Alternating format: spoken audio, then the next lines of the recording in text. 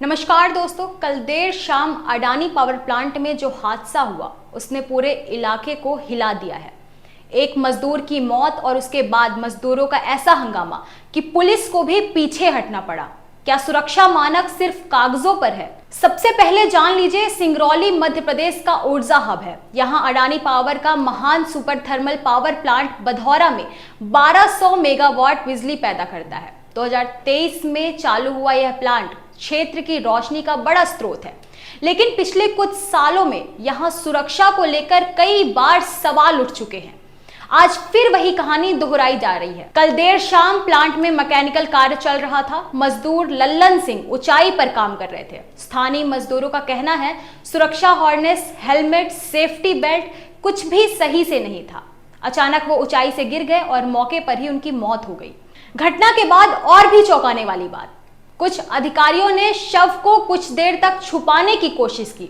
जैसे ही यह बात फैली, पूरे प्लांट में आग बबूला हो गया। सैकड़ों मजदूर एकजुट हो गए, उनका गुस्सा फूट पड़ा। आज हमारी मौत हो रही है, कल तुम्हारी होगी।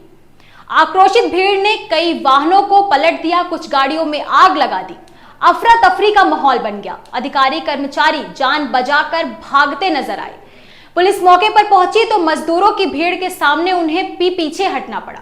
प्रत्यक्षदर्शियों का कहना है कि प्लांट में रोज सेफ्टी नियम तोड़े जा रहे हैं। यही वजह है कि दुर्घटनाएं हो रही है।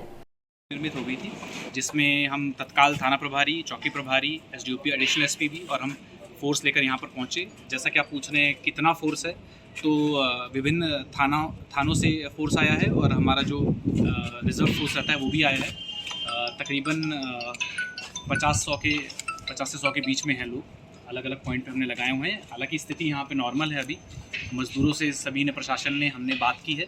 उनकी कुछ समस्याएं थी, उन्होंने बताया। और ये जो आक्रोशित हुए मज़दूर, उसका मेन कारण ये था कि उनको ये लगा कि ये जो हार्ट अटैक से मृत्यु है ये नेचुरल मृत्यु नहीं थी, जो कि अब उनको भी समझ में आ गया ये बात। ये क्लैरिटी से पहुँच नहीं पाया, तो जो कॉन्ट्रैक्टर्स हैं उनको भी हिदायत दी गई कि आगे से कोई भी इन्फॉर्मेशन हो तो उनके तक क्लियरली पहुँचे, और हमने इसमें तत्काल कार्रवाई की है।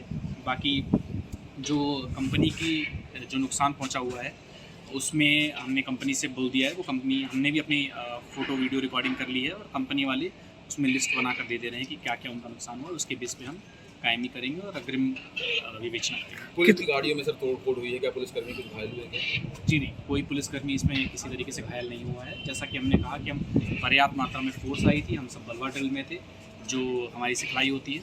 तो उसके बाद किसी भी पुलिसकर्मी को किसी भी तरह की चोट की हमें नहीं। कितनी गाड़ियों को पलटा दिया था?